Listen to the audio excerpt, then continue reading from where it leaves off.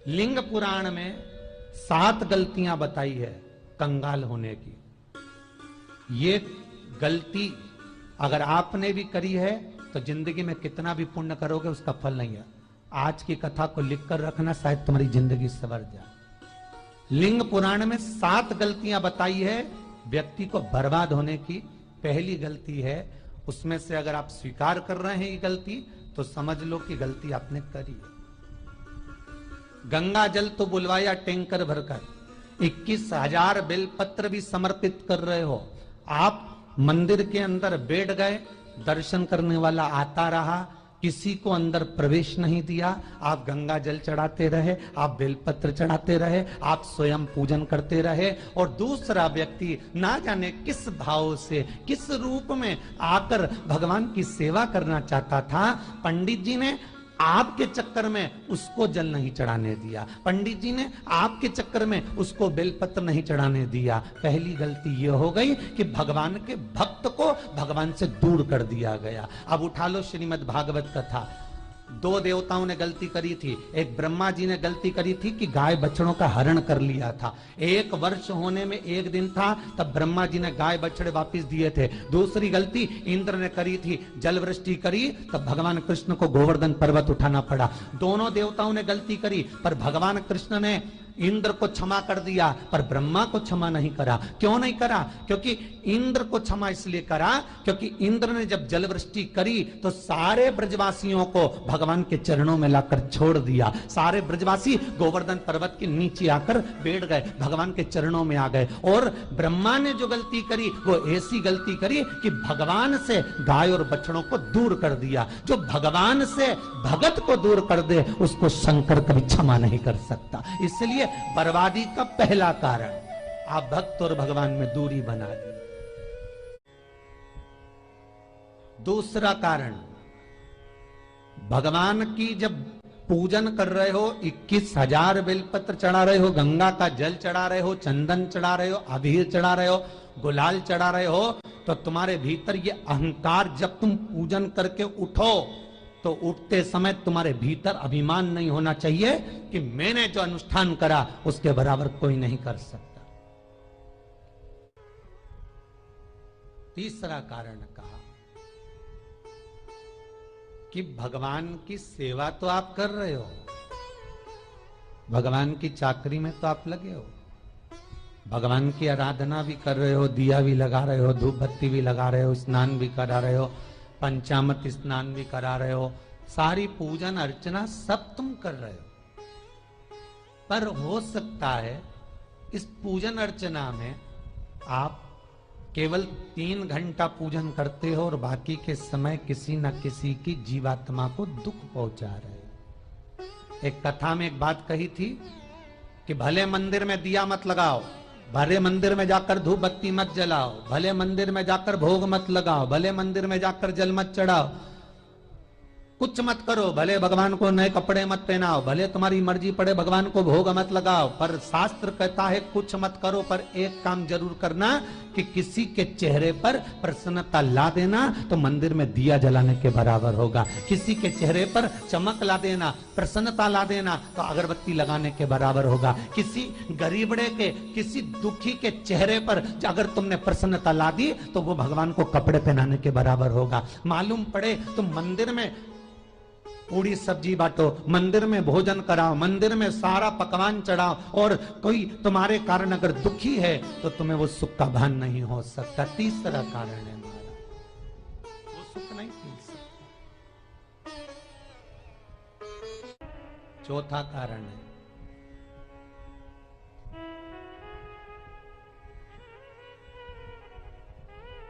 महाराज,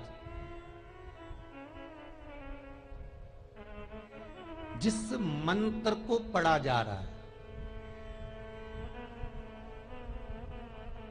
जिस मंत्र का स्मरण किया जा रहा है,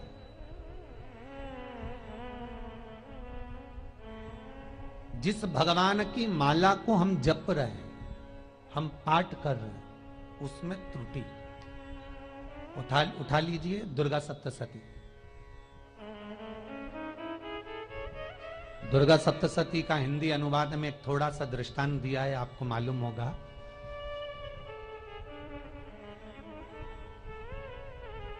एक जजमान सप्तशती का पाठ कराते थे नवरात्रे में।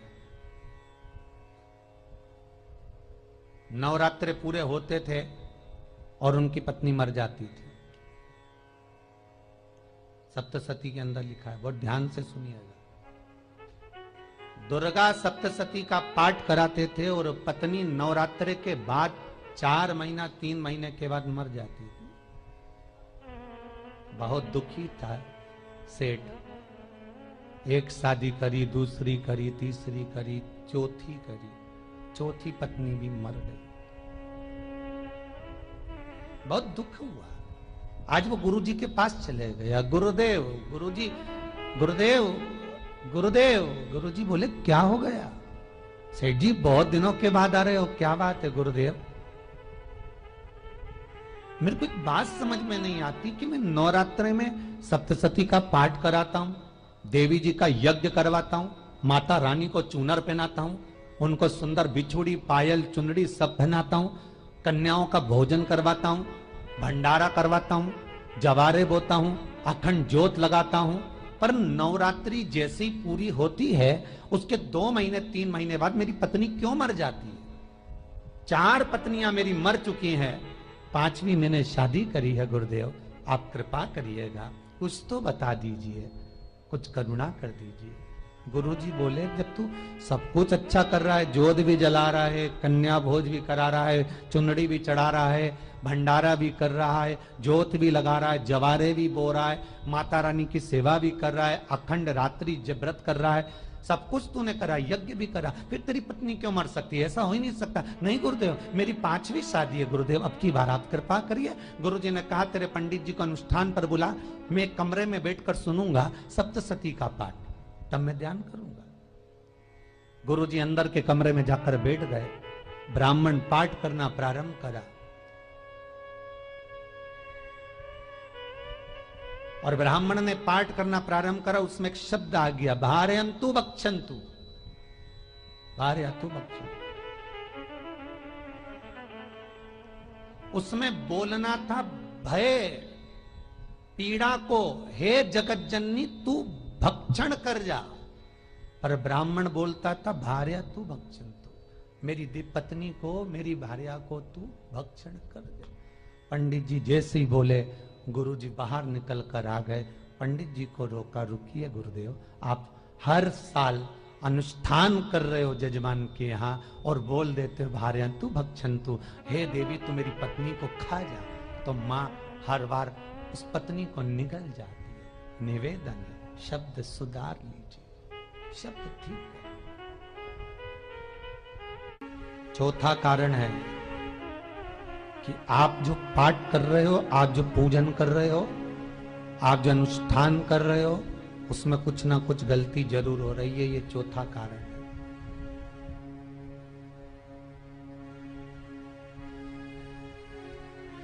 एक बार पूरे घर के लोगों को बिठाओ, अपने घर के लोगों को, मम्मी से पूछना, मम्मी तुम कौन कौन सा पाठ करती हो?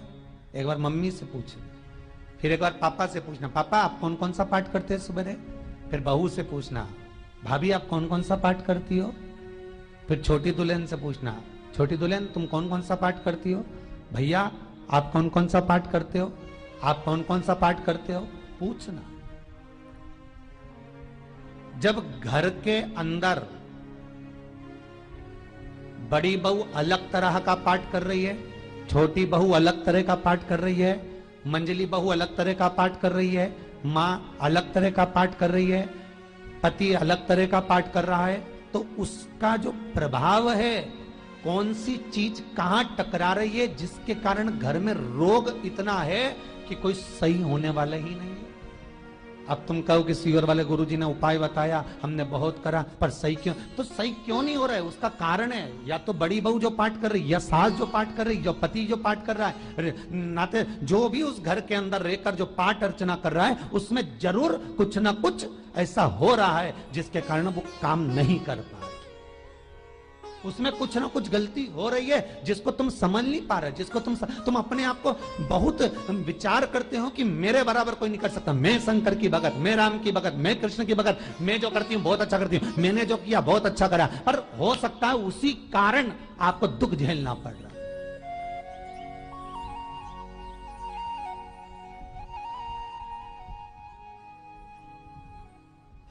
उसी के कारण।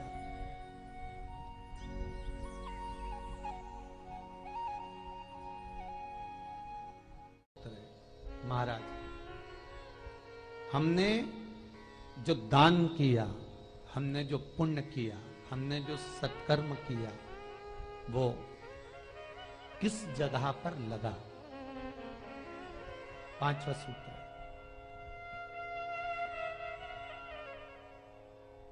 जो आप दान कर रहे हो, जो आप पुण्य कर रहे हो, सत्कर्म कर रहे हो, वो किस जगह पर लगा? ये पांचवा सूत्र। फिर निवेदन करेंगे, गाय, बेटी और लक्ष्मी 50 बार विचार करना, तब किसी को देना। बेटी किसी ऐसे को मत ब्याह देना जो जुआ खेलता हो, मदिरापान करता हो, मांसाहार करता हो, वेश्यावृत्ति करता हो। वो बेटी का सम्मान नहीं करेगा। बेटी रोएगी तो कन्यादान करने वाले को रोना पड़ेगा। दूसरे नंबर पर गौ माता, गाय ऐसे ब्राह्मण को दान मत देना कि ब्राह्मण के घर में खुद रहने की जगह नहीं और गाय को ले जाकर तुमने दे दिया और उस ब्राह्मण ने जब तक दूध दिया बांध कर रखा, एक तगाड़ी बाल्टी साड़ी के चक्कर में ले लिया, सोने के सींग के चक्कर में ले लिया और बाद में वही गाय कसाई के हाथ में बिक गई और कसाई ने काटा तो बद्दुआ तुमको लगी।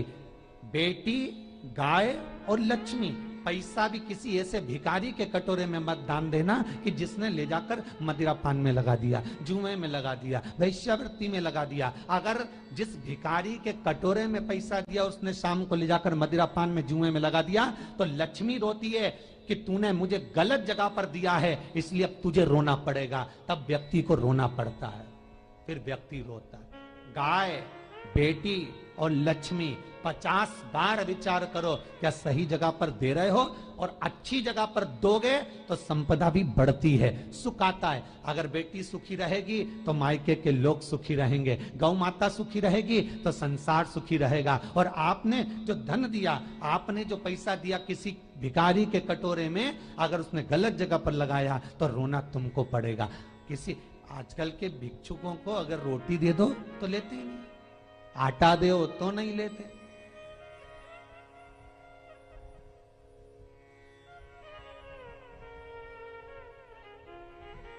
पहले के समय में जो भिक्षुक आते थे ना, तो रोटी बनी हुई मांगते थे।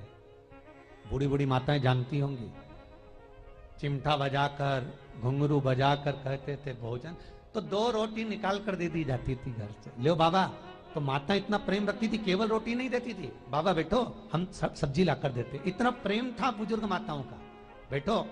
और आज के जमाने में अगर रोटी दे दो तो फेंक दे नली में ले जाके, पैसा चाहिए। क्यों? शाम को पीने के लिए चाहिए ना, मदिरा पान के लिए, मांसाहार के लिए, जुए के लिए, वैश्यावृत्ति के लिए धन चाहिए।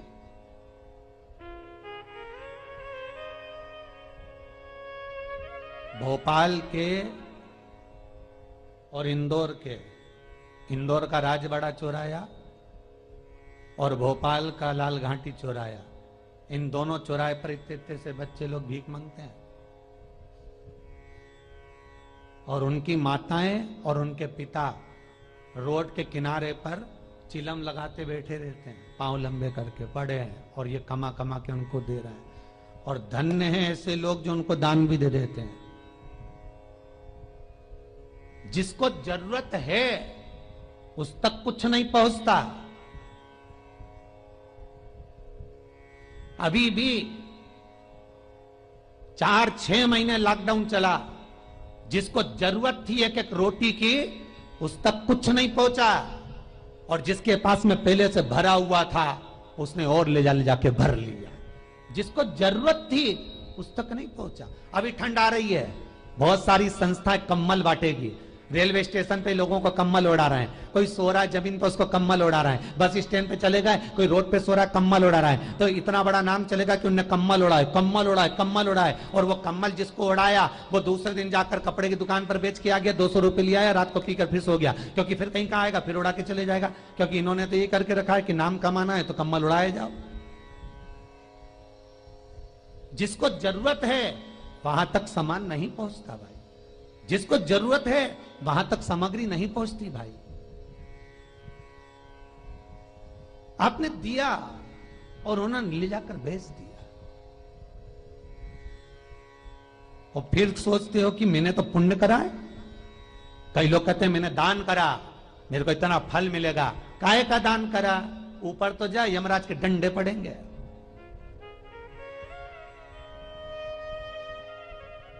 रेल में, ट्रेन में आप बैठ जाओ, रिजर्वेशन कोच में, छोटे छोटे लड़के आते हैं अपना कपड़ा उतारते हैं।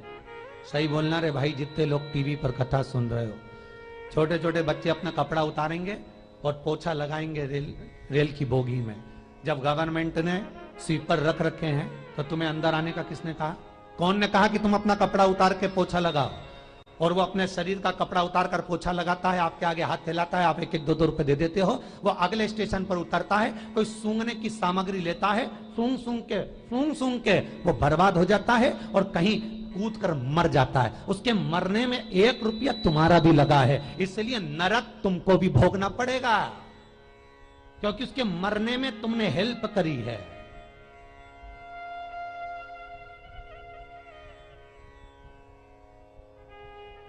तुमने तो रुपया दिया था भोजन करने के लिए, उसने कोई सूंघने की सामग्री ले ली और सूंघ सूंघ के नशे में मर गया। उसके मरने में 2 रुपए तुम्हारे हैं, 1 रुपए तुम्हारा है, तो भोगना तो तुमको भी पड़ेगा ना।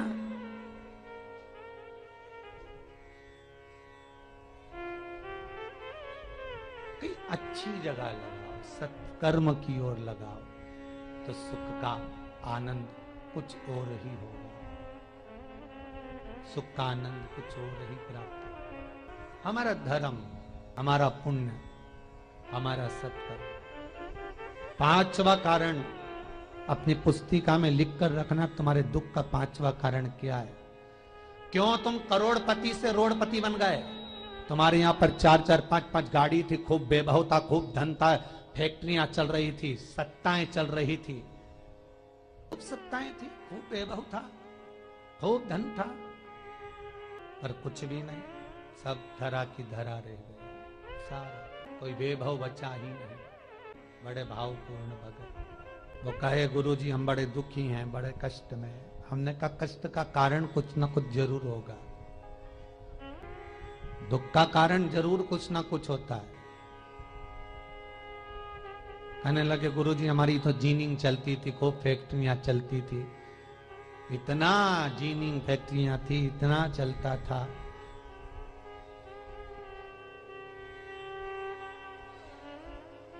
इतनी जीनिंग चलती थी, इतनी फैक्ट्रियां चलती थी, गुरुदेव बहुत दुखी हो गए। हमने कहा दुख का कारण, जो ये 7 कारण है शिव महापुराण के, लिंग पुराण में जो 7 कारण बताए हैं दुख आने के, जब फैक्ट्रियां अच्छी चल रही, जीनिंग अच्छी चल रही, व्यापार अच्छा चल रहा है, तो 7 कारण बताए हैं कि आप उन 7 कारण में से कोई कारण आपके साथ में हुआ है जिसके कारण आप रोड पर आ गए, करोड़पति से रोडपति बन गए। कभी कभी नगर में, गांव में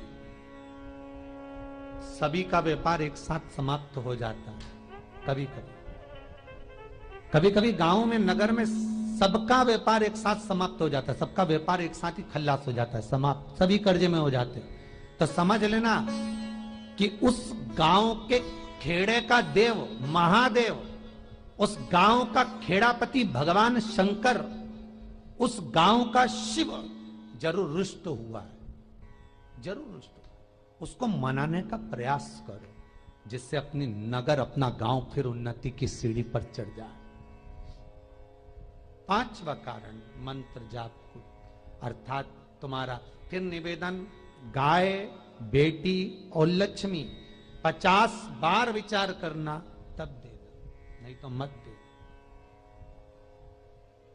मत दीजिए। और महाराज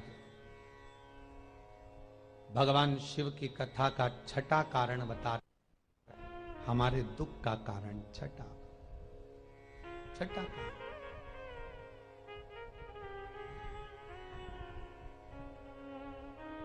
आदर सम्मान में कमी। घर के जो बड़े हैं, घर के जो बुजुर्ग हैं, घर के जो आदरणीय हैं, उनका सम्मान नहीं कर पाए। सुंदर कहा, जिस घर में माँ बाप की इज्जत नहीं होती, उस घर में देखना कभी बरकत नहीं होती। छठा कारण है सम्मान, सत्कार, आदर ना हो। जब धन। सातवां कारण,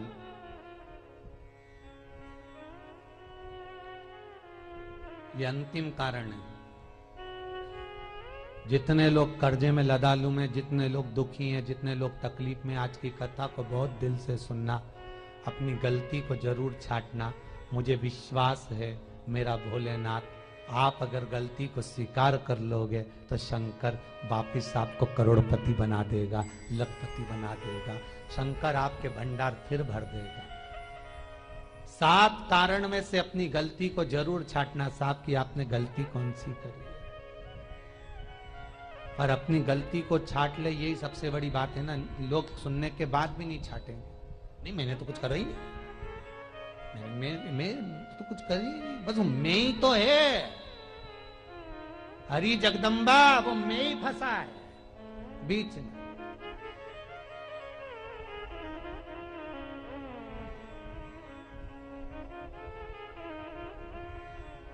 सातवां कारण,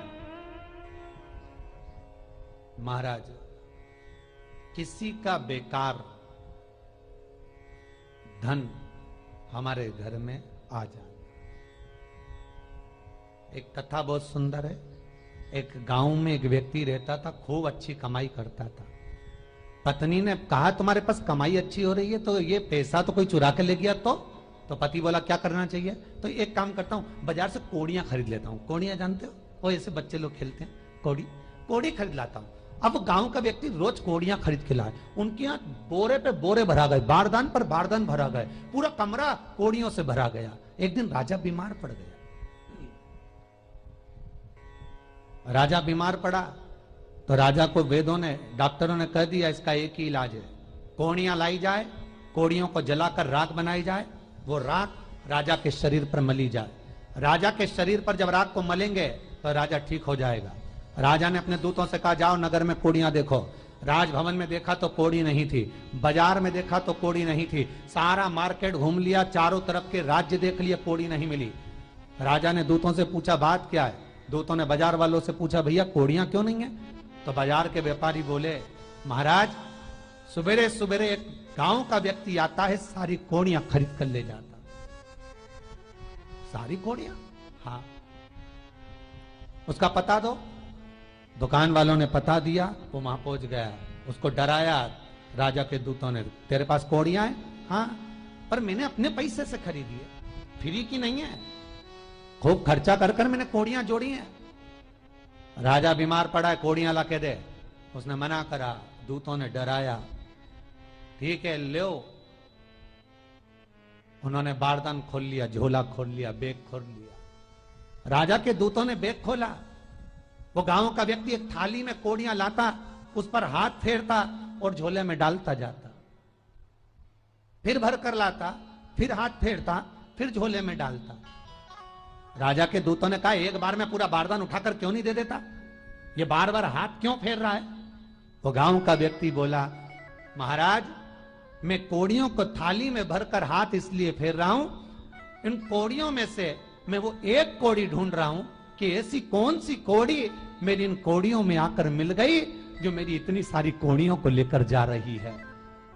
बस वो चरित्र याद करना कि एक कोड़ी हमारे घर में कोई ऐसी आ जाती है जो सारी रखी हुई कोड़ी को लेकर चली जाती है। और जिंदगी में, घर में धर्म की, पुण्य की, सत्कर्म की एक कोड़ी ऐसी आ जाती है जो शिव महापुराण की कथा करवा देती है। वो कोड़ी को ढूंढना कि वो कोड़ी कौन सी है। जो अच्छा काम करवा रही है अच्छी कोड़ी आई होगी, सत्कर्म करवा रही है अच्छी कोड़ी आई होगी। और मालूम पड़े एक कोड़ी ऐसी आ गई जो डॉक्टरों में भरवा रही है, सारा की सारा धन मेडिकलों में लगवा रही है, पुलिस में लगवा रही है, कहीं गलत जगह पर लगवा रही है, कहीं एक्सीडेंट में लगवा रही है। जो कोड़ी गलत जगह पर धन को लेकर जा रही है, समझ लेना कि वो कोड़ी बेकार आ गई जो सारा का सारा बर्बाद करने में लगी हुई है। उस कोड़ी को पहचानो कि वो कोड़ी कौन सी है। सातवां कारण शिव महापुराण का, लिंग पुराण का लिख कर रखना कि एक कोड़ी ढूंढना कि वो कोड़ी कौन सी घर में आ गई जो हमें बर्बाद कर कर चली गई। तो कोड़ी को ढूंढिए, वो रुपये को ढूंढिए, वो 1 रुपया कौन सा आ गया, वो धन कौन सा आ गया जो हमें बर्बाद कर गया, कैसा आया।